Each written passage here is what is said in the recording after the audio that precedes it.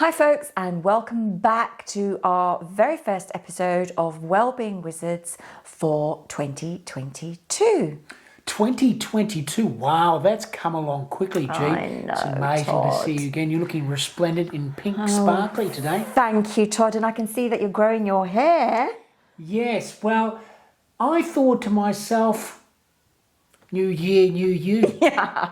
New year, longer hair, more growth. I think just go with the growth, so that's what I'm doing. Yeah, I'm liking the grizzly look. Fantastic, G. Now, Yeah. it's all about the New Year's resolutions, isn't it? It's that time of the year where people say, you know what? Let's set up some resolutions. Let's get some exercise. Let's get some weight loss. Let's get some personal development. What do you think about that? I think we should do it. Nah. No? No. What do you mean, G? When was the last time you set a New Year's resolution? To tell you the truth, Todd, it's been decades.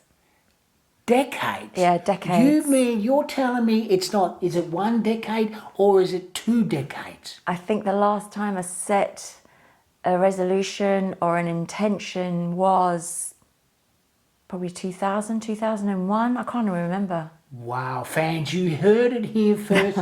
G's not setting New Year's resolution for 20 years. So, G, talk us through that. What was the defining moment? Because a lot of people, they want to set the resolution. They said, it's past the 1st of January now. I'm going to kick the year on strong. What do I need to do? Yeah, that's the problem, Todd. It's the wrong time of the year. Is it the wrong time because it's winter time? So should we be setting up? Okay, folks, we're in the northern hemisphere, Yeah. so it's cold, right? So we're not exactly running around in the winter time. Yeah, so seasonal shifts have a lot to do with it, but let's just take it down to basics, right? The new year is generally, A, are you ready to make that change? B, yeah, the timing's wrong. So let's take a step back here. Let's unpack some of the stats, right? Let's talk about the people that do try and do their New Year's resolutions in this period of time. We've looked at it and we've unpacked it. 81% of those that take on board a New Year's resolution fail. Yeah. So that's 8 out of 10 people who take on a New Year's resolution, whether that be in exercise, whether that be in weight loss or personal development, or even earn a bit of money or save some more money. Yeah. 8 out of 10 of those fall flat on their face. So, folks, that's clearly telling you something. This is not the right time to be setting a resolution. And imagine that feeling where you're high over Christmas and you're coming into the new year on this really high and you're like, yeah, I'm going to lose some weight, because that's one of the top New Year's resolutions, right? Health related, fitness related, diet related, and money saving or traveling, right? Personal development. Yeah. So those are the type. And you set it, and within the first 2-3, by the end of January, people have run out of steam. The wheels are falling off already. You feel disappointed in yourself. So why let yourself down? And that's at the beginning of the year. So then you've given up for the rest of the year because do you see? Yeah, I hear what you're saying. And this is what happens. But here's the thing, right? I've gone into December. It's party time, right? It's party time. Yeah. I'm out partying time. I've got on my sparkling. Now, this is obviously a good Christmas sparkling. Yeah, I know. But obviously, it's party time, Christmas time. Then you sit down for Christmas dinner. Then you eat an absolute truckload. You say, you know what? Yeah. In January, I'm going to get back on the wheel. But over this period of time, I'm just going to let myself go. I hear you. But now's the season to nourish. So it's absolutely okay to let yourself go, because this is the time the body is looking to feel a little bit heavier, a little bit more chunkier. But now, here's the thing, right? We're health coaches, right? Health coaches. Yeah. But when I say to someone, let yourself go, that doesn't mean eat everything under the kitchen sink. It's about nourishment. It's all about balance, right? It's always been about balance, right? Finding the right balance for you. Yes. Right? And working within that. Now let's talk about when is the right time to set those those goals or those personal development things that you want to move towards as part of a future pull state? When is the right time? When do you feel like it's the right time? And when do you have the awareness of the energy surrounding you and the environment, everything moving in the right direction? Really good question, Todd. Well, I do come up with some doozies every now and then. Don't worry about that, folks. I keep everyone honest here, don't I? Keep everyone honest. Let's just rewind and look at a little bit of forecasting. Okay. Right, so we're all familiar with weather forecasts. A lot of people home into... And they're never right though, G, are they? Yeah, well, it depends on where you're looking. Right, so weather forecast is a common one. Every day we have a weather forecast. And then you've got the astrological forecasts that some people tap into because they're curious about what the year is going to bring for them, right? Yeah. And then you've got the financial and the business forecasts. Right, now they generally start the taxation year. If you're in the Northern Hemisphere, in the UK, it's April period, right? So that's when people are starting to redo their financial, because they recognise there's the peaks and trough of the financial cycle, right? Perfect. You've just hit the nail on the head. April. And the season in April is? Spring. Perfect. And the energy of spring is? Expansion. There you go. So, like riding, like surfing. Oh, now you're talking my language. Right, let's just talk about surfing. Now you're talking my language. So, let's look at those waves, okay? And so in surfing, the success of enjoying that ride is to catch the wave. Stay on as long as possible. And then it's effortless. Yeah. And it's more enjoyment. Yeah. Same with resolutions. In the beginning of the year, it's winter time. Everything's sleep mode. Nature is sleeping, hibernating. Our bodies are in a restful state, right? We don't want to push it against the grain. The wave is not there yet. So we're having to work twice as hard, maybe 3 times as hard to achieve the same results over the winter period as we would in spring. Right, so spring is the springboard where we catch that wave. Right, so we're looking for effortless. We want it to be effortless, right? Absolutely. We want the weight to fall off effortlessly. Yeah, and weight is a big one. Yeah. Right? Yeah. We've had this through our service, the Wellbeing service, where people will come in, and one of the most common pictures we see is people will say, I want to lose weight. My goal is I want to lose weight. I've been trying to lose weight. I've done everything. I've followed X, Y, Z weight loss plan, and nothing has shifted. And then you correlate it. You look at the pattern and you think, well, it's simple, because they're working against the grain.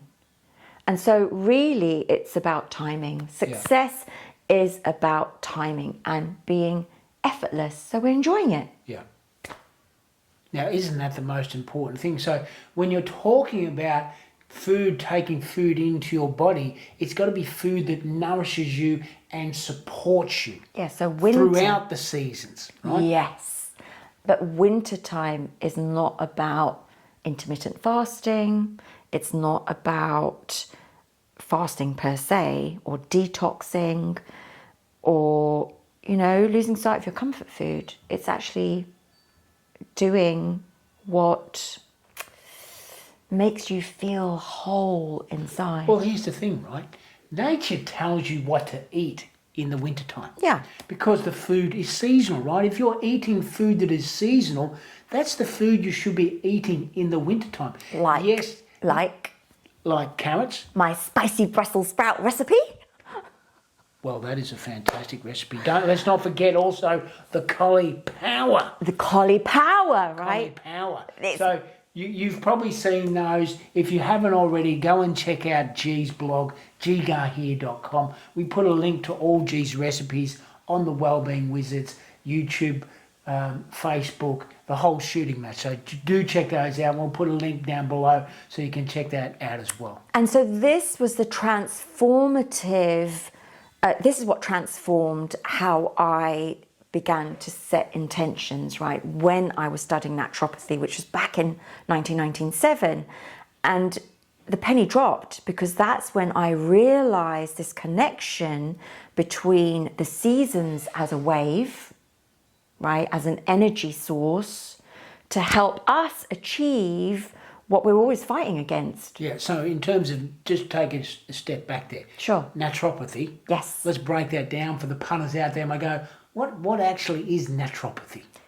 It's literally living in connection or in tune with the seasons. So eating holistically with the seasons, sleeping holistically. So working with nature's cycles, because Mother Nature will provide all of the prescriptions we need for our well-being if we slow down and tune in.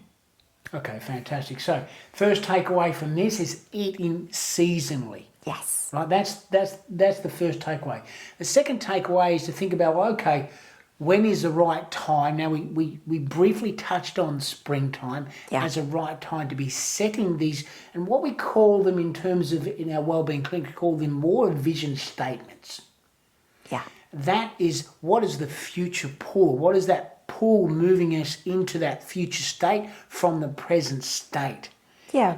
And what is that why that's drawing us into that state? Because you're going to have multiple reasons of why you're doing things. But you start... What's the real desire? What's that real part, Paul? Exactly right. So is it, there's a couple of questions you normally ask. Is it good for me? Yes. Is there good in this for others? Yeah. Right? So if you think about, okay, I want to lose weight, for example, why are you doing it? Are you doing it just for yourself, or because you've got a health condition and you want to spend more time with your friends or your kids or whoever it may be? You want to live a longer, healthier life. So that's a future pull, giving you enough, because there's going to be little checkpoints along the way going to say, really, Todd, are you really engaged in this process? How engaged are you in this process? Is it enough to get you over this hurdle? Because there's going to be little challenges going to be thrown up along the way where you say to yourself, do I eat that or do I not eat that? Yeah. Is my future pull strong enough? And that is another takeaway here. Get your future pull strong enough, and then you'll be able to pull yourself in whatever direction you want to, or whatever you want to achieve. It's not so much the pulling, it's almost as though, the energetic state of what you desire. So it's that awareness, that almost elevation in your conscious state, then it's like a magnet. Yeah. So you're effectively shifting into that energetic state as the person that you are to be, but you're that person right now. And it's just a shift. Yeah, it's not so much from the mind either in my personal experience. It's more of a internal intuition, it's your intuition. It's that inner calling, a gut. Yeah, well, we talk about that a lot within not only our clinics, but also within our own individual environments, and when we're out and about and doing things, and recognize where's the decision-making process coming from. And when you talk about that intuitive power, that's the first sense that really was developed. Yeah. And you the more you get in tune with that, the easier things become, because you have that X-ray vision or X-ray awareness, or maybe a more appropriate term is you have a beacon of direction. Let's go back to the forecasting. Okay. Because again... Are we talking about forecasting in terms of 2022? What does that look like? Or are we talking about something a little bit different? No. So forecasting is a way of just having a look through the keyhole to see what the year has in store. Okay, so 2022, what does it look like? If someone said to you right now, gee, 2022, what does that look like? So you know that I also have other pursuits, such as the feng shui. Gee, you've got many hats. That I do. And usually around December time, we sit down and we have a look at the forecast of the year ahead, just as you would with financial forecasts, because it's all about patterns. Yep. Astrologers do the same. Yeah. So I'm going to keep it very simple. Fantastic. Let's hear what 2022, you've heard it here, folks. The year of the tiger, and G's going to tell us all about it. Top line. So just looking on a numerical fashion, okay, in a numerical order, look at the numbers of 2022. You got 2, 2, 2. We've got 3 2s. That's 6, G. Okay, we've got 6. I'm pretty good on you. You have. Hey, what? Those school, that education really come in handy there. So this is what I generally do. Okay, I look at the year ahead and I'm like, we've got triple 2s. So what does 2 signify? 2 is the feminine. So it's really evoking us 3 times. It's calling out to us to say, feminine, step into your feminine, step into your feminine power. So this is all about your feminine Shakti rising. Yeah. What does that look like? Now, let me just hold you back there for a second. Just a quick side note there, G. I'm a male. Same, right? Whether you're masculine or feminine, it's getting in touch with the softer side, Right. your compassion, your gentleness, your kindness, your heart-based approach. So this is even more of a call to do that, because we recognise that the last 2 years have been super challenging for everybody. Yeah. Everybody's been super challenging. Tempers have been very short and frayed. Lockdowns have created a push-pull type scenario. So you've had one camp here, one camp over there, pulling and pushing all over the place. Yeah. So are we seeing more of that? People lack patience. They're frustrated. And so we're seeing a lot of this. And now in order to transform that kind of energy, aggressive energy, you need softness. Because really what that aggressive energy is saying is that I'm wounded, I'm suffering, I am empty. So that's that language, right? That it's just frustrated. It just wants to get on with things. Yeah. So what it needs is a hug. Right. What it needs is gentleness. So this year, it's really important, whatever situation we're in or whatever conversations greet us, it's to approach it with gentleness. Okay, great. It's the heart-based approach. Yeah. So it's all about stepping into your feminine power, Yeah. and that's quite a strong power to be in. You know, softness and gentleness and silence has power, and we mustn't forget that. Yeah. So that was the first thing. The second thing is the 6. So 2 + 2 + 2 is 6. And 6 is the number of humanitarian work. It's about charitable work. It's about giving. It's also about community. So it's about working together with like-minded souls or creating a tribe that holds the same visions, passion, values that serve your growth and development. And we've seen over the couple of years a lot of shifts in people's values, almost like an awakening or a heightened awareness, or I call it, the conscious evolution. We're really waking up. And again, it's that heart base. When we're looking at chakra systems, it's like when we reach the heart chakra, we can either evolve or we can stay in the material world.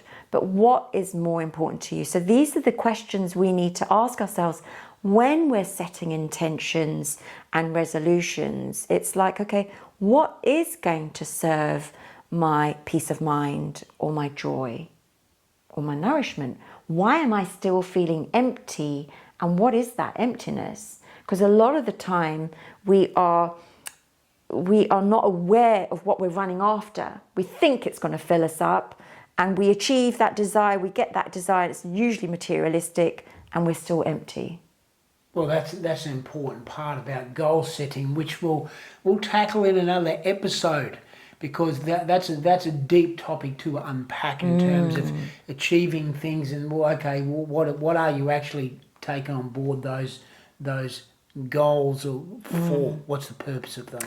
The other take-home message for 2022, because it is the year of the tiger, and one of the affirmations or the mantras I've been looking at for the year of the tiger is all that glitters is not gold. And the reason I say that is because over the last 2 years, we have been sat in front of a virtual world, a digital created world. And really, we're losing sight of what's real and what has been artificially put in front of our faces as a world of perfection. And this is causing a really bipolar shift in our mood, in our state of mental health, in our, again, fulfillment, right? And so here we've got, for 2022, these polar opposites coming into the playing field, where we've got east versus west, north versus south, male versus female, heart versus mind, not seeing eye to eye, right? And so it's all about balance. It's about being a peaceful spirit, finding that peace within us first, to be then able to make those balanced decisions. So if we're just looking, that's just top line, right? So if we're looking at that as a forecast for the year, already that should be helping you answer some questions about what intentions you want to set for the year. So if your normal way of dealing with things is reactive, maybe you need to learn to step back and just have a shift in attitude or behavior to say, right, I'm not going to firefight anymore because that drains me. What I'm going to do is be more proactive in the situations that I meet, or perhaps just take a step back and breathe and pause, wait for everything to settle down before making a decision. I think that's not only important for this year, as you say, but practicing the pause is always a valuable tool to take on board. Before you react to certain situations, practice the pause, take that step back, recognize, okay, there's different viewpoints flying around all the time.